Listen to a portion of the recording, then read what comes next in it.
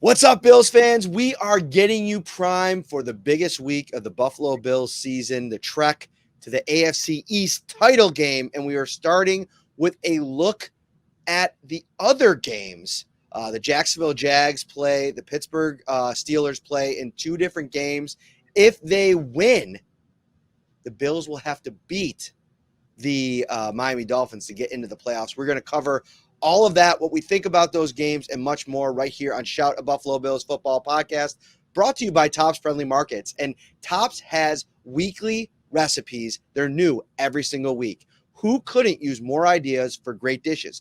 Check back each week for the latest seasonal recipes that have been featured in Tops' weekly ad on their social media channels, emails, and more.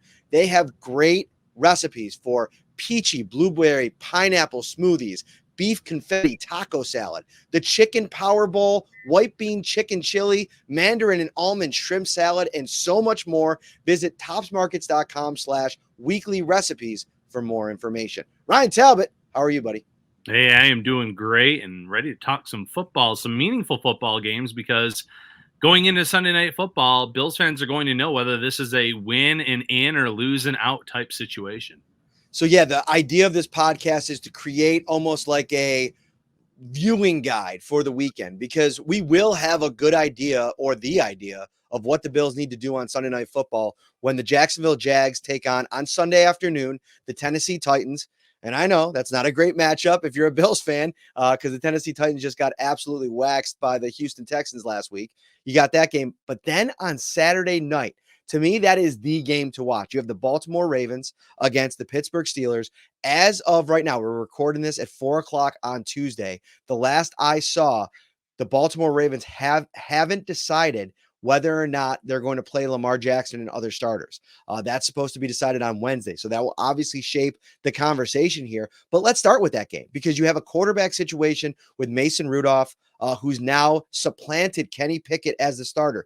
Even if Pickett could go this week, Mike Tomlin said they are sticking with Mason Rudolph, who's won the last two really impressive performances. They have that defense. What do you make of this game against the Baltimore Ravens? It's a really interesting game, Matt. And let me start with the Ravens' perspective. It wasn't that long ago that Baltimore was the number one seed in the AFC. It was 2019. Believe it or not, deja vu type of situation. The Ravens rested all their starters, and then it was week 17 against the Pittsburgh Steelers. And Pittsburgh had a lot more to play for, but the Ravens ended up winning that game despite playing their backups. It was Robert Griffin III at quarterback and a lot of other guys mixed in on both sides of the ball, and they still got the job done.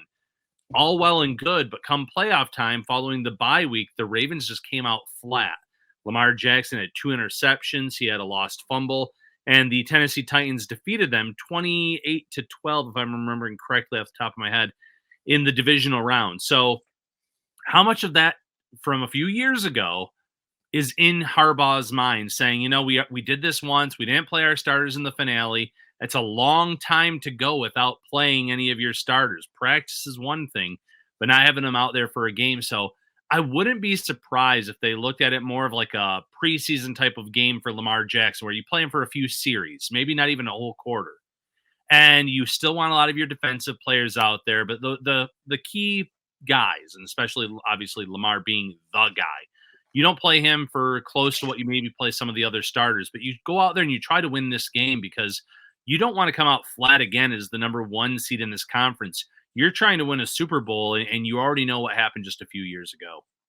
No, I think that's a great talking point and something that the Ravens for sure have to consider. I think they probably end up playing most starters. And listen, even if Lamar doesn't go, this isn't a Pittsburgh team. Because we're going to have Mike Golic on the show a little bit later today, and he talked about this, and I thought it was really important. The most important thing for the Ravens is getting Lamar Jackson healthy into the playoffs. So if that means sitting him out and giving him 2 weeks off, you give him 2 weeks off. I get the hesitation there, to your point, but I think operationally the rest of their offense, they're really solid. They got some really good players. They're good up front. I think you could probably roll their backup quarterback in a situation against Mason Rudolph, who will be going on the road. And I know it's win and get in for the Pittsburgh Steelers, but it's a scenario where it's still going to be a tough game for them. It's still going to be one where if Mason Rudolph doesn't take care of the ball, is he on a mistake count? Like, how many mistakes will Mike Tomlin be comfortable with Mason Rudolph making in this game before he maybe turns it over to Pickett? That's something to kind of play in here as well. And this is a Pittsburgh Steelers team that, despite playing well the last 2 weeks, they have been Jekyll and Hyde all season long. There's been inconsistency there. Their offense has been lost for big stretches of time. So I don't think this is a given in any stretch of the imagination that even if the Ravens play their backups, that the Steelers are just going to go on the road and win this game. No, I agree completely. And this is where it gets interesting for Mason Rudolph for me, Matt. This is his third start, I believe. He's started 2 games, played very well. This is where teams start to get a lot of tape on you. And I know he's been in the league for many years, but in terms of how he's played as of late, and you can kind of poke some holes in his game, kind of like what the Bills did to Bailey Zappi, kind of like what teams were starting to do to Jake Browning. And Browning still put up some pretty good stats, but you saw the Vikings have some success defensively against him and some other teams as of late. So now the Ravens are going to sit there and look at the tape from the last 2 weeks and maybe come up with a good game plan to create those turnovers. And it wasn't that long ago that Mason Rudolph was not the backup quarterback in Pittsburgh. He was the number 3. They went into camp this summer and they said, all right, Kenny Pickett, he's the young guy. He's the guy that we invested in. He's going to be our starter. But he also, that being Mason Rudolph, he lost the backup job to Mitch Trubisky. They gave that to Trubisky. So this is not a guy who has had a ton of success in his career. He was started out as the number 3 quarterback for the team this year. I agree with you. It is not a guarantee that this great ride that he's on continues. Does it make it easier that he has George Pickens and some pretty dynamic playmakers? Yes, and some good backs. But I still think that a Ravens team, even without Lamar Jackson, like you said, can win that game. So that game goes down on Saturday at 4:30 p.m., the night game, the Texans versus the Colts. There's a rooting interest there for Bills fans, just in the sense of, if you were to come across one of these teams in the playoffs, which one would you rather play? I'd probably rather play Gardner Minshew than C.J. Stroud with the way that he's looked at times this season. So, but at the end of the day, one of those teams is getting into the playoffs. It's a loser leaves town match, if you will. So that's going to be a fun one to watch, but we don't have to dive too much into that. Let's fast forward to the Jags game, because the Jags have been bad over the last couple of weeks. They have a really good defense, an offense that at times is just not found the consistency under Trevor Lawrence. And this was supposed to be his big breakout season. It just hasn't happened. He's banged up. He missed last week's game. I wouldn't be surprised if he makes his way back, but in a F it, nothing left to lose, the season's over type of situation, I'm not ruling out the Tennessee Titans to, despite playing the way that they did last week, finding a way to come out there and spoil the party for the Jacksonville Jaguars in a little semi-rivalry game here. Yeah, and I watched a clip right before we started shooting today's episode, Matt, and it was Mike Vrabel, and he was asked about this season and, should they really be trying to end the season with the win with the draft position, or why go out and play your best in this game? And he said losing sucks, and he dropped a few some other choice words in with that, but how he hates it, how he can't sleep at night when they lose, how he really wants to go out there and win it for the guys who have been grinding all season long, how it's really important for him to end the season on a high note. So he is very motivated to end this season with the win, and it's not something that necessarily factors into this game, but the last 9 games between Jacksonville and Tennessee that have been played in Tennessee, Jacksonville is 1-8. The one did come from last year in 2022, but they're 1-8 the last 9 years in that environment. There's a lot of reasons to not like the Titans in this game, though, for the counterpoint. We don't know who's starting at quarterback. Will Levis got hurt last week, was actually carted off, but they said it wasn't as serious as anticipated. It's going to come down to how he looks on Wednesday. I think Tannehill would probably be the better option of the two in this matchup if you're a Bills fan, hoping to see the Titans win. But it might not matter who's the starting quarterback in that game, Matt. That offensive line is a mess. They have let up 62 sacks this year in 16 games. They're down a few starters. They're rolling some backups. You're going against a pretty good Jacksonville defense. I could see them getting a lot of pressure. you can hope for a Titans win, but with 17 players on the IR this year, the banged up O-line, the questions at quarterback, it's going to be a tough one. Between the two games, I think you and I are both on the same page that Baltimore over Pittsburgh is the more likely outcome of the two. Yeah, because I think to your point, Jacksonville could kind of just show up and find a way to win this game. And without Jeffrey Simmons, that's not the same defense, which already had some issues on the back end. Their front not nearly as imposing. And, this was a Jacksonville team last week that really got their run game going. Travis Etienne, over 100 yards, had a touchdown. I played him in my fantasy championship game and felt the real pain that came along with that. So they're a team that, even if they show up and they don't have their best stuff against the Tennessee Titans, even if they've somehow find a way to get up to your point, I think it is probably the Steelers losing to the Ravens somehow the more likely of the two. But the Ravens too is like, don't forget this is a divisional game. Like, this is not a game where John Harbaugh is willing to just hand the Steelers a free ticket into the playoffs. Like there's something to be said for playing to eliminate the Steelers from playoff contention. And I mean, I don't know if there's a scenario that could play out. If the Steelers lose, they're eliminated, right? Like that, there's no way they can lose and be in still. I actually think there is a path for them losing, and it was something like Denver has to win, and it was a weird scenario, but I believe there might be a path if they lose. But feel free to correct me if you can find that or not in the scenarios for this week. But again, to your point, Pittsburgh already defeated Baltimore once this year. So you don't want a division rival to sweep you in the regular season, potentially see them come playoff time, which would take a pretty big feat for that to happen with Baltimore being the 1 seed, but possible.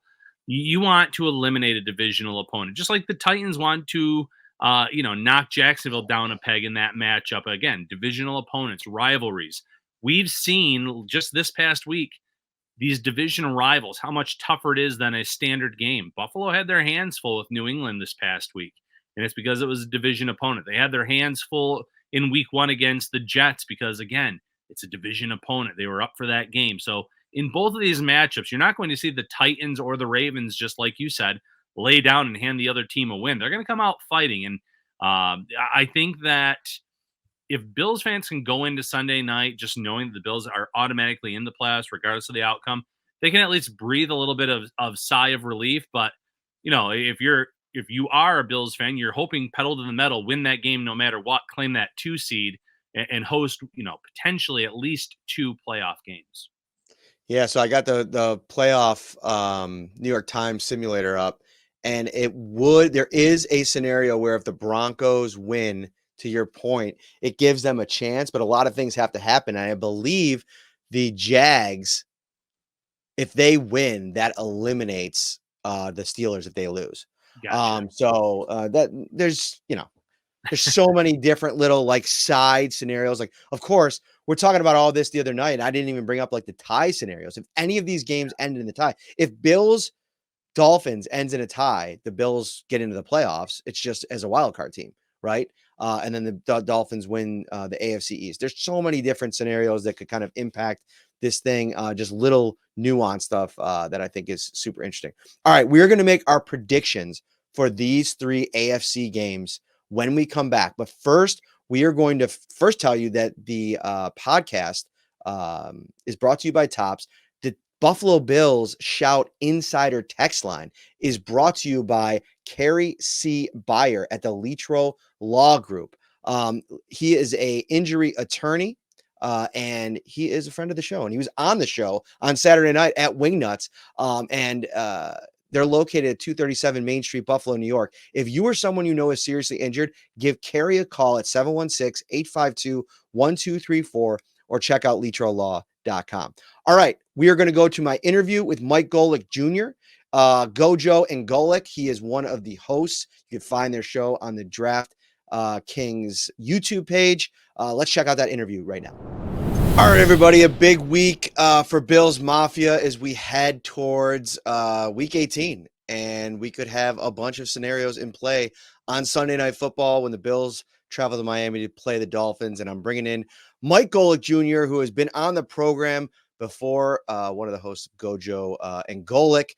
You can find them on the DraftKings YouTube channel as well. What's up, Mike? How are you, man?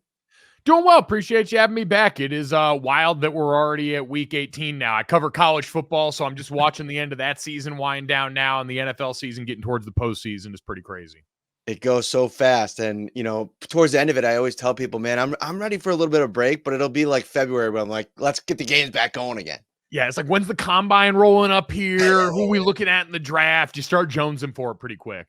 Exactly. So I put out a tweet a little while ago, and it's a crazy world Bills fans are living in right now because, like I mentioned, there's a scenario that could play out on Sunday where the Steelers win, the Jaguars win, and the Bills lose, and they're out of the playoffs. And as we sit here today, they have the third best odds to win the Super Bowl at 8-1 behind the Ravens and the Niners. I mean, it's just not wild to you. It's been a wild season overall in the NFL. I mean, we've talked about it so much, and the national level quarterback volatility has made this year a bit of a crapshoot in a lot of ways, but the Buffalo Bills are sort of the perfect microcosm, not in the fact that they've lost their quarterback, but in the fact that there's been so many ebbs and flows to this year. And that because of a lot of bad turnover luck and other weird circumstances in the middle of the year, we had this statistically incredible team with a quarterback that's playing at MVP level that somehow found themselves on life support for so much of the year. So yeah, it's been absolutely bizarre, and it's perfectly indicated by what you just mentioned. You mentioned the national narrative, and I feel like the national picture of Sean McDermott, it's gone through its own ups and downs throughout the season. From your perspective, what does Sunday mean for Sean McDermott? Because I think locally we've been pretty steadfast in that I don't think even if they miss the playoffs, his job is in any jeopardy. But I guess maybe should it be if they don't make the playoffs? I don't think it should be. Like, I think obviously so much was said and written about Sean McDermott, and the focus ended up being largely on one particular speech. But I think overall it was more, hey, in big moments, is this a coach that's ultimately going to be able to get Buffalo past the sticking point? And this is the part where I always want to be clear. Their sticking point has been one of the generational talents in our lifetime in Patrick Mahomes and the Kansas City Chiefs, and then a Cincinnati Bengals team that's got a guy in Joe Burrow that's also staring eye to eye with Josh Allen and Patrick Mahomes, and these quarterbacks that essentially are required future Hall of Famers for entrance into the AFC conversation by and large. So I always kind of use that as the context to say, no, I don't think his job should be in meaningful jeopardy. I think you can always look and evaluate it. All right, how are you structuring things around there? Are there things Sean McDermott can do better interpersonally amongst his staff there or in critical moments with his team? Maybe, sure, you can always examine that stuff, but I still think the Bills have been right there in terms of the AFC pecking order. And the pecking order will play itself out here this weekend. And I want to start with the Jags really quickly because Bills fans remember in week 5, a Jags team that had no problem dispatching them over in London. And it's been this kind of, fall from grace. Trevor Lawrence obviously didn't play last week. What do you expect out of Jacksonville this Sunday, going on the road against Tennessee, who was basically a pushover against Houston this past weekend, as they try to get their 10th win of the season? Yeah, I don't have a lot of trust in Jacksonville at this point. And part of this is right. We've seen injury really take a toll on this team in certain portions, certainly production. I think what people expected out of Calvin Ridley coming back and being the number one on this team and the reality once some of the rest of the attrition hit that receiver room are very different things. Trevor Lawrence has battled through injury all year. The fact that this was finally the first game that he had to miss as a quarterback at the NFL is pretty telling about his level of toughness. And then I think defensively, the dam just kind of broke for them. So I have a hard time. I think, they're capable of beating the Titans because that team is also one that's gone through a lot of ups and downs and has dealt with injury, a rookie quarterback, an injury to that rookie quarterback, all those things. But Jacksonville overall capable of winning that game, but such a wild card of a team just because of the things we mentioned. And then the Pittsburgh Steelers, obviously everything going on right now around Kenny Pickett. He ends up coming out with a press conference today to talk about the reports that were out there that he refused to be the backup to Mason Rudolph. And now it's almost like if you're Mike Tomlin, how do you even go to Pickett, with the way that Rudolph has kind of handled things over the last couple of weeks?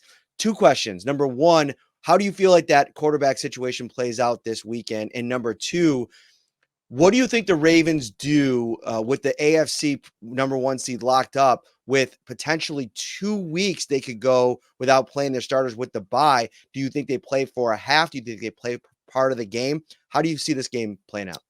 So going to the first part of that, I think if Kenny Pickett's healthy enough to go, Kenny Pickett probably plays, is the way it's always sounded like there. Mason Rudolph's come in and made you question why Mitch Trubisky was ever the backup there, maybe more than anything else. But I think that he probably ends up playing if he's healthy enough to go. Weird vibes around Pittsburgh overall this season between the George Pickens stuff and now this, just way more making its way out into the public than we're used to under the Mike Tomlin regime in Pittsburgh. But maybe that's just a sign of the times. I think for the Baltimore Ravens, I know we have so many different versions and opinions on the rest versus rust thing. Just my 30,000 foot view, the biggest thing that's hamstrung the Baltimore Ravens in recent years has been health. The rest of that team usually falling down around Lamar Jackson towards the end of the season, or Lamar Jackson himself succumbing to injury in the last couple of years. And so I think if you're Baltimore, there's a few key pieces. Kyle Hamilton, who had to miss last week on defense, that's majorly important to your team, and a couple of other guys that obviously need to rest and get healthy and shouldn't see the field. But I think if you're Baltimore, the rest versus rust thing to me is outweighed by that. Health is the most important determining factor for your team right now.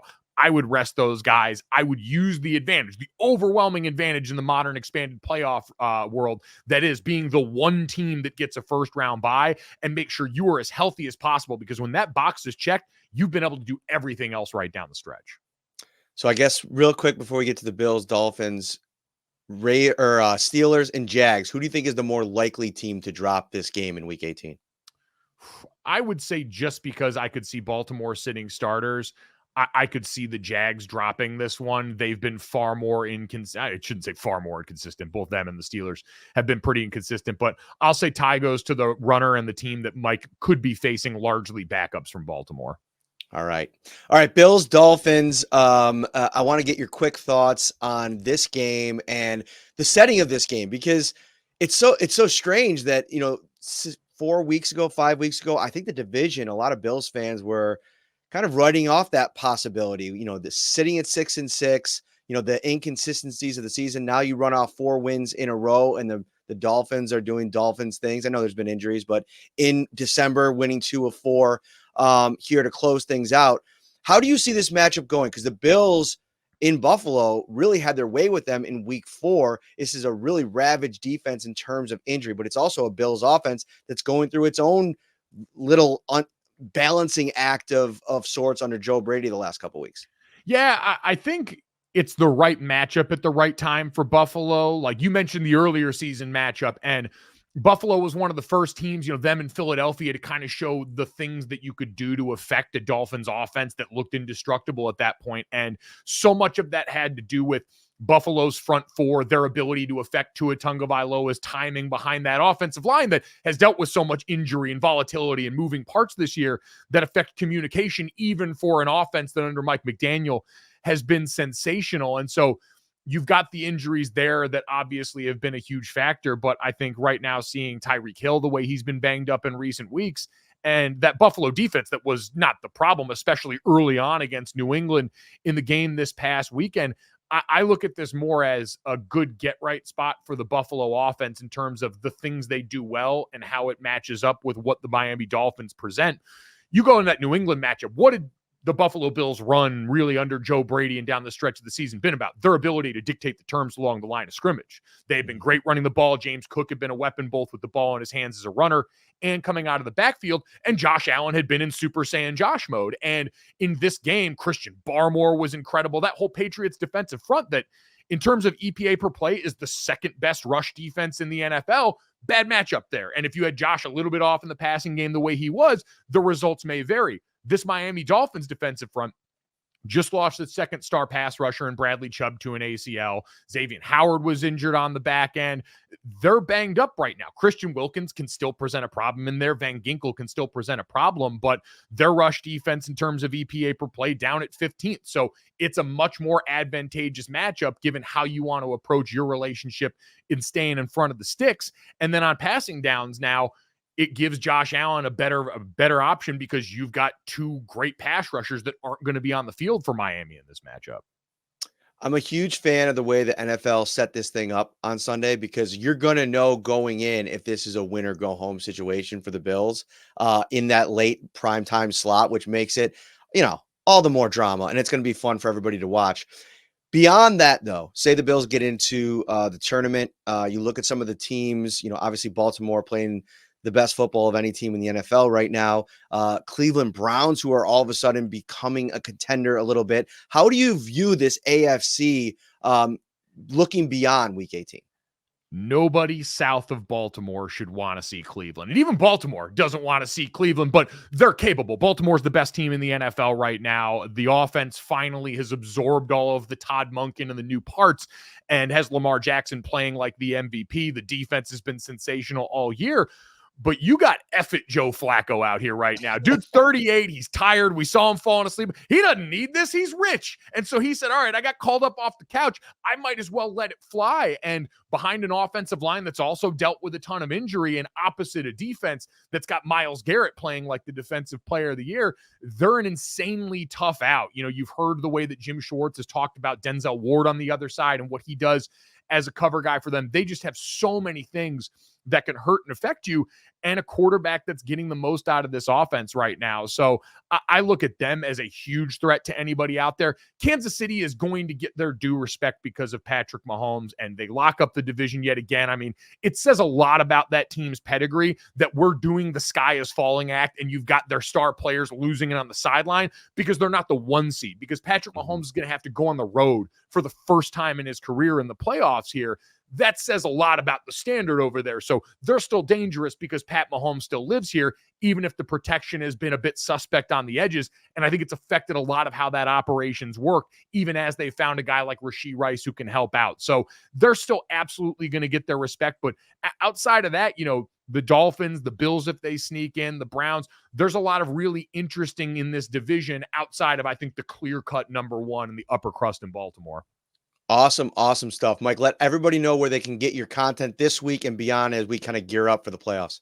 Yeah, Gojo and Golic available wherever you get your podcasts. DraftKingsNetwork.com is where you can watch us, as well as, like you mentioned, on the DraftKings YouTube channel, Samsung TV Plus, Roku, and all that good stuff. Me, my dad, and a whole lot of ball down the stretch here that we're really excited about. Great stuff, man. Talk to you soon. Thanks for having me. Appreciate it. All right, we're back, Ryan. Let's go through these games one by one. Let's start with the first one, the Pittsburgh Steelers against the Baltimore Ravens. Who do you got? I actually do have the Ravens winning this game, and again, giving Bills fans a little bit of joy before that Sunday night game. I just think that Baltimore is going to come out with revenge on its mind, wanting to make up for the regular season loss that they suffered at the hands of the Steelers earlier this year. They want to potentially knock out a division rival in like you said, a rivalry game. And they do enough to hold off the Steelers. I have them winning this one 24-16. I like it. I think the best chance in this game for the Steelers to win is if the Ravens just don't play anybody. Like if they just go into with the approach like, we don't care, like 2 weeks, we're not worried about it, we're not playing anybody, and it really is just show up and get through it and try to limit the injuries, and that's the scenario. If any other scenario plays out, give me the Ravens in this game at home in that environment. Mason Rudolph going against this defense with all the tape that's now out there with this offense. And listen, I think that they're going to bring a physical brand of football to this Pittsburgh offense. While they've gotten their run game going at times, this is a team that you just don't run against. I mean, look at the Dolphins last week. They had some good runs against them. Devin Achan, he tends to do that in games. He's really talented, but for the most part, they've limited their ability to consistently find paths in the running game, and this is just not as dynamic of a run game. So I'm gonna go with you there. I'm gonna go with the Baltimore Ravens. Could the Steelers win? Sure, but if anybody plays, let's go with the Ravens. Next up, Jags versus Texans versus Indy. Let's give a quick one on that. Yeah, I'm going to go Texans. I really loved what I've seen from Stroud this year. I think that one, you have the head coach of the year on that team as well, based on the talent, the expectations, the fact that you have them knocking on the door of the playoffs. I love the talent. I love how he's had that defense up this season, playing really hard, and how quickly this offense has come together. So give me DeMeco Ryans, give me CJ Stroud, give me the Texans in this one. I don't know if I'll say 28-20 Texans. All right. You're giving the score. I mean, dude, you're next level when it comes to these preview shows, and I truly appreciate it. I'm going to go. This one's tough for me. I think I'm going to go with the Colts because they're home. This is a big spot for CJ Stroud on the road. And I think this is a Colts team that's been really opportunistic this season. They've generated some turnovers. They can get some pressure. I think that's, to me, the difference in the game. Which offense takes care of the ball better? I like the Indy run game. If Jonathan Taylor goes in this game, they can lean on him, get some offense going from that department. And they're just, I think they have more experience. Like they got even Gardner Minshew, who, is a journeyman at this stage of his career. He's played in big time games. He's played, correct me if I'm wrong, he's played in playoff games, right? Like, did he play in a playoff game or two? Oh, boy, I don't know now. I'm trying to think of his stint with Jackson. I don't think he did, but I may be wrong on that. Here we go. Postseason. Let's see. Got the log up here. How many games? He played in 2, but they were garbage time. So They don't count with Philly. So no. But again, a guy that's been in the league for a while, more NFL experience. I'm going to lean on that. I'm going to go Indy. Last game. Jacksonville against Tennessee. Who do you got? I have Jacksonville in this one. Again, it goes back to the Titans, the O-line giving up so many sacks this year, how many injuries they've suffered. I won't write them off, though, because I do think Mike Vrabel is a very good coach. I think he gets his team up for games. You go back and see how they knocked off the Dolphins a few weeks ago, putting up 14 points in just a matter of minutes to come back and win that game when it looked like it was out of reach. So he'll have them ready. I just think that Jacksonville, after losing 4 of their last 5, is going to want to end the season on a 2-game win streak. They're going to try to do, obviously, everything in their power to enter the playoffs on a high note. So I have them winning this one. I'll go again 27-24 in a close game. I'm glad you're giving scores for each of these games. I'm giving no scores, but I am going to take Jacksonville in this one. I think offensively, I think Trevor Lawrence probably finds some way to play with the season on the line, going on the road. I like him no matter who plays at quarterback. Like Ryan Tannehill, I know he came, I think, in after Will Levis got hurt last week, but it wasn't good. I think he threw it 20 times, had 168 yards or something like that. And against the Houston team, listen, I like their defense, but like to not be able to generate any offense does not give me any kind of hope for what this game could look like. So we are going to be watching these games closely. We'll take you into Sunday Night Football. I'll be down in Miami. We'll have full coverage of that. We'll be back with the live show tomorrow, Wednesday. I'm hoping for a look at the Miami side on Thursday podcast, and then our preview show on Friday. So for Ryan, I am Matt. This show has been brought to you by Tops Friendly Markets. Head over to Tops Friendly Markets website, topsmarkets.com. They have all the details, but they got their weekly ad. You can see all the different programs they're running. They break it down by wherever you live to give you the specific deals that you're looking for. And oh, by the way, if you're stopping by Tops, Ryan and I are going to tell you, get yourself a breakfast pizza. Morning, noon, or night. It never fails. We'll see you on Wednesday, everybody. Take care.